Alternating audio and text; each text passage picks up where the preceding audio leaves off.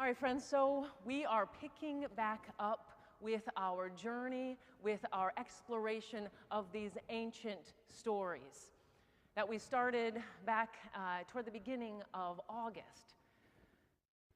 We are now going a little bit more deeply into the Jacob story, the Jacob years, the one who will become Israel. As you remember from a couple weeks ago, he fled from his family, having had a bit of a conflict, you might say, with his elder brother by a couple of minutes, his twin Esau.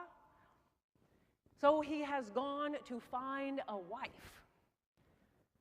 And he does find one, or he finds one that he wants to have, but indeed he finds two. And we will learn in the days to come, in the scriptures to come, that actually he acquires more wives, all of whom are named here in this particular part of the text. But I didn't want to keep us forever. I did want to give Julio a little bit of time to speak today about Hoosier Hills Food Bank, right?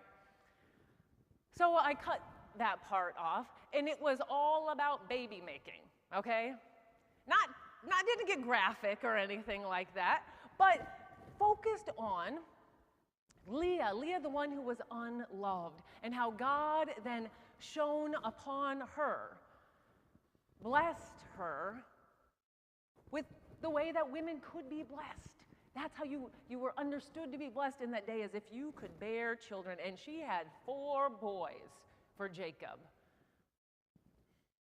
But then she stopped bearing, and Rachel was feeling pretty down, her sister, the beautiful one.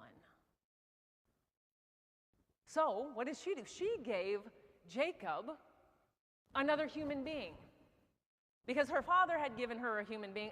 Again, history is difficult, right? When we're dealing with thousands and thousands of years ago, and of course we could go just not so far back in our own country's history to see how people owned other people, or how they thought they could own other people.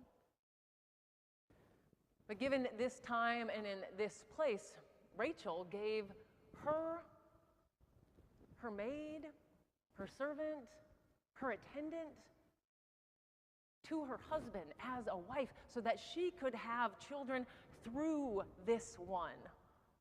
And a couple more children came about. And then Leah caught on to what her sister was doing and said, hey, I want to have some more kids too. And she gave Jacob another wife. And then she started having some more babies also. And then finally Rachel has a child, Joseph. We're not going to get into Joseph's story, not today, and I don't know when we're going to get there. I don't know if we'll continue into that realm, because scholars think that's a later addition, a later development, and it's its whole own novella in itself. But focusing back here, we get so much about Jacob, and what it makes me think about is these women, these 4 women who get overlooked. But at least we get their names. We get Leah's name, we get Rachel's name, we get Zilpah's name, and we get Bilhah's name. We learn what they were called. At least they have an identity, which is more than we can say for many women in the Bible. But I find this a little problematic, because their value comes from their connection to the men in their lives and their ability to produce children. In particular, boys. These are the mothers of Israel. You know, you've heard of the 12 tribes of Israel. Without these 4 women, there would be no tribes. There would be no 12 tribes of Israel. Okay. Is this exactly how those 12 tribes were developed? Unlikely. Is this a story that was told by our ancestors to try to explain how these peoples came into being? That sounds a bit more likely to me. But still, I push against our ancestors using these women only as a part of this story in this way. you have to have these women here. There's no Zeus in this story to have a child pop out of his head, right? They went the old-fashioned route in the Bible. But I want to give more time and attention to these women, but I can't. I don't have more story really to tell about them. There are some who have written books. I was actually just talking with somebody this week about Rachel and Leah and Bilhah and Zilpah. They get their stories fleshed out in a book called The Red Tent that came out in the 90s. Some of you may have read it. I have not read it, but their stories are getting fleshed out some to highlight the importance of these women for who they are as human beings, not only as props, as baby-making factories necessary for the propagation of a nation. So what are we to do? I can't make up their stories, but we can look at our history and see and discern whether we are doing the same to the women who have moved and lived and engaged in ministry in our midst. I asked the children, who do you think of when you think of First United, right? And eventually, okay, they started in a great place. Jesus is a really wonderful answer to say, when you think about First United, who do you think of? Jesus, great. I love that. And God, of course. Beautiful, magnificent, wonderful. But then they got down and they struggled a little bit. They got me, the pastor. That makes sense. I wonder who comes to mind immediately for you all when you think about First United or First United's history. Is it a senior minister who pops into your head? For a lot of us looking at history, that's what we have to look at. Of course, you look at the pastor. The senior minister is important and meaningful and doing tremendous work. I hope, one hopes. But they don't do this work alone. I do not do this work alone. There have been women who have been supporting, who have been challenging the men prior to me who had served as the called senior ministers of this church. So I thought perhaps we could lift up maybe 4, just pulled that out of my head, maybe trying to show some alignment as to why this text, Jessica, these 4 women here in this scripture whose stories I long to hear more of. So 4 women that I know who were in that role, of the assistant or the associate minister role, but whom I know very little about. So this is where I'm going to ask you. Okay, so if you started coming in the last 5 years, feel free to remain quiet. You are not being pressured to just make up a story. If you want to make up a story, go ahead. That's welcome. Let's use our imaginations. What was their contribution? But if I'm calling on you longer time members, or those of you who have been here and maybe even left for a time and came back, I want you to share a story if you would. So the 4 women who have come up in my exploration, Linda Petricelli. Does anybody remember her? We have a few hands, so those of you who put your hands up, start thinking of a story. Shortly following Linda, Lynn Carlson, right? How many of you remember Lynn Carlson? A few more hands coming up there. So you all get your brains going, get those memories flowing. Is there something in your mind that you can bring up, that you could share with us? A name we heard last week, Kathy Donnelly. How many of you remember her? Okay. And then a little bit more recently, Kayla Wood. Anybody in here remember her? Okay, we have some more hands up there.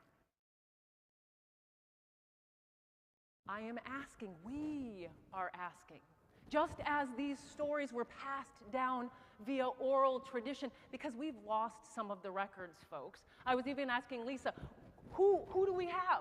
Who was in there? What were they doing? What was the ministry in which they were engaged? And she doesn't have all of that record. So let's give these women some of their due here today.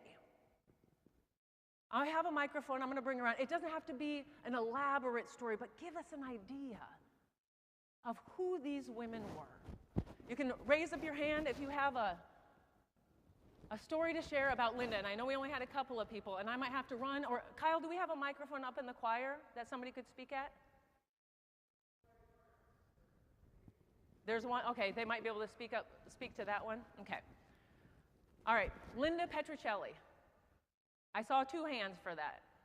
Does anybody have anything that you can share with us? This was in the late 70s, okay? So this is a stretch of memory as well, almost 50 years ago.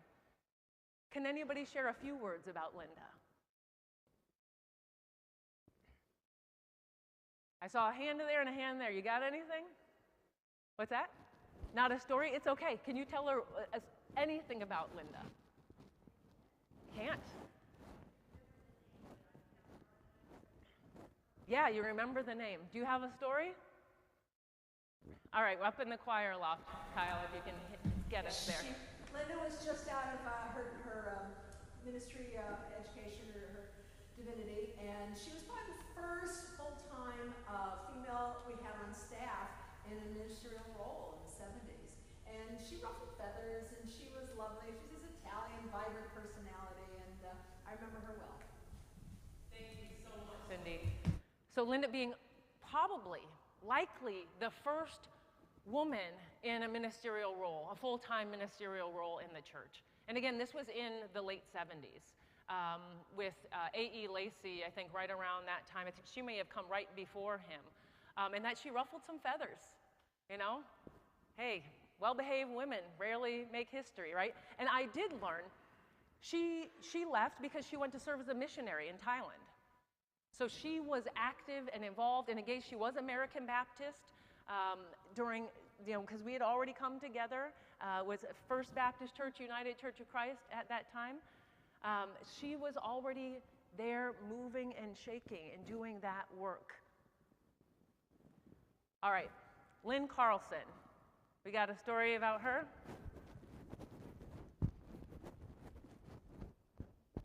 Well, Lynn wanted to have a program.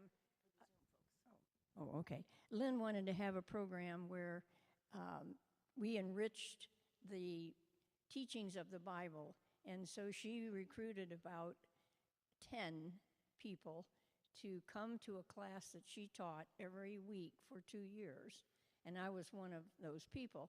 Then we had committed to teach for 2 years after that, once a week, to people who would sign up. And she was a delight as a teacher, well organized, and but she always had a sense of humor as well, and we had a lot of fun in those classes. And in retrospect, what we were taught and what I taught was a little more conservative than what I actually buy into today, but it was a step on my journey of learning and sort of widening my views, and it was very comprehensive and well worth the time. Wonderful. Thank you, Melissa.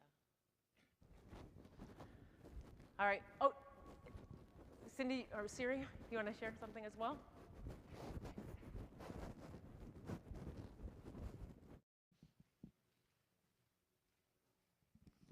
This is more of an impression because I was like 15, 16, and in high school, and at that point starting to be less involved in the church, and then I went away to college. And it's to both women, because I believe they overlapped, and I confused them because we do this. It's a woman in front of the church, you know, the woman. And it was Linda and Lynn. My older sister had come back to Bloomington and was doing graduate school and was very influenced and inspired by both. But it really strikes me, so keep in mind, in the 1970s in Bloomington, when I was in first grade, was the first year little girls could wear pants to school. By the time I'm in 10th or 11th grade, there are 2 women speaking often from the front of this church. So I just wanted to, they aren't memories, but they're impressions. And as I've grown older, that's how it always was, right? Until you reflect back and go, no, 6 years earlier, 7 years earlier, that wouldn't have been. So. Thank you, Siri. Thank you. All right, so I saw more hands up for Kathy. Kathy Donnelly. Who would like to share a story about Kathy?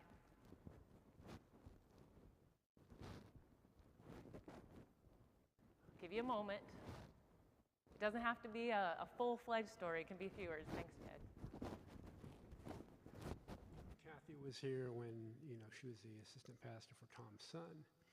And, Tom, of course, left abruptly because of some things that happened. And she was a really stabilizing force at that time in the transition period. She knew my late wife, Melissa, and I know she sent me cards on the first 2 anniversaries after Melissa died, and that was significant for me. Great. Thank you, Ted. So Kathy, having been really a stabilizing force, I think that's some of what we heard Harold Fiskus share with us last week, especially during a pastoral transition, and the care that she offered you after your wife's death, being so much appreciated. Thank you so much, Ted. All right, Kayla. Kayla Wood, how many? I've actually met Kayla, which is a wonderful, beautiful, tremendous thing, because she is ordained in the United Church of Christ side of our family. So all the women up to this point, I believe, were in the American Baptist side of our church. But would somebody like to share a story about Kayla? And I can start as you make your way over. Wonderful. With Sarah Ivy Lucas in the Zoom chat. Mentioned Kayla's involvement in one of many ministries. It was a diaper ministry called Heine Helpers. Wonderful. Thank you, Kyle, and thank you, Sarah. So I was going to talk about the Heine Project, but Kyle just mentioned it. But she was this fiery redhead that had a passion for the ministry along with her husband, David. And they brought the music ministry to the church in a way that came very alive for many of us. And I thought that there were things that her approach to the side stories that are very similar to what you do, Jessica, that made me think about stories that I had been taught all my life in a different light. And I really appreciated it. But she would do things that were unexpected. And in the middle of service, she'd ask people to come up and share in something. And, she'd say, it's like The Price is Right. People would be coming up, and she would call on them, and it was just really good. Thank you so much, Sandy.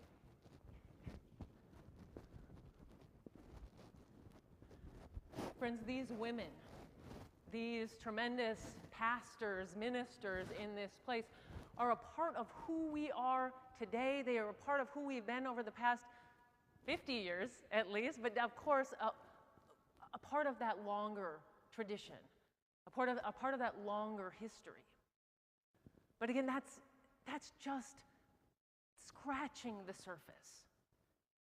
Those of us who wear the robes, who have the official titles, who are hired on a staff, so get to be remembered at least via the payroll, we're a part of this story. But our church is so much more than that. It's the Keith Gerbers and the Ted Weiningers who both mow the lawn and who deliver food to Pathways and to Macomb. It's the Kristen Martindales who get us organized to try to actually have a meeting, because having a meeting in this church is really hard. It's hard to find a time and a way to schedule. It's the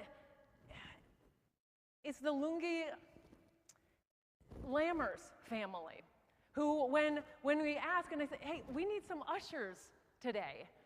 Can you fill in? Can you show up there? Or who host covenant groups at their home to bring people together. It's the Cindy Stones who start and continue on as, I think, the one main continuation of the Feminist Women's Book Club, and who organizes a quick pop-up quartet to support and honor a beloved long-term choir member when they are experiencing the loss of their husband. It is Molly Kuntz who signs up herself and her spouse to staff the nursery as well as CLT. It is Siri Lesher who is in that narthex almost every single Sunday, because I don't know where else she could sit. I don't know. We all find our pews, and Siri found her pew over the term that she served as chair for the Board of Worship, now the Board of WAM, Worship, Arts, and Music. It is each and every one of you. It is you, Steve and David. It is you, Ben. It is you, Jake. It is all of you who show up at the Pride booth for us. It is Sarah Cole who helps me to sweep up the fellowship hall and put some tables and chairs in their proper places. It is all of you who make this church what it is. And if I didn't say your name, I'm sorry. We can talk about that later. Because every one of you I could say and I could tell something about what you do. And I'm looking at you, I'm giving thanks for you, Phyllis Eads, who fills in anywhere and everywhere there's a need. You all are the church. Yeah, I get to wear the robe, I get to have the microphone, I get to have my name printed even on the website. Not just the bulletin every Sunday, but you are the church. We are the church. Our readers, Craig, who gets up, who signs almost every other week to be a reader, or every third week. You are the church. We are the church. And each and every one of us, each and every story, each and every strand, that is important. That is meaningful. That is impactful. So thank you, friends, for honoring those who have gone before us by honoring your ministry. Because when you value your contribution, even though it may feel small to you, it may feel like it's not enough, it may feel like it's really heavy and overwhelming and you need to step back for a few, that's okay too. When you do that, you are honoring the work of our ancestors. You are honoring Leah and Rachel. You are honoring Zilpah and Bilhah. Friends, thank you. I am here in front of you just appreciating. Oh gosh, Kyle Hetrick sitting back there in the booth with my spouse who has also just taken on the tech stuff. Okay, I gotta stop. I'm gonna let you all think on that a little bit. And consider that question I asked the children. Who do you think of when you think of First United? Who are the people you see? Who are the faces that come to mind? Who are the ones who have surrounded you? What are those experiences? What are the impressions that have been left on you? Let us be together now for a moment of reflection, a moment of meditation. Let us be together now for a moment, friends, a moment of pause.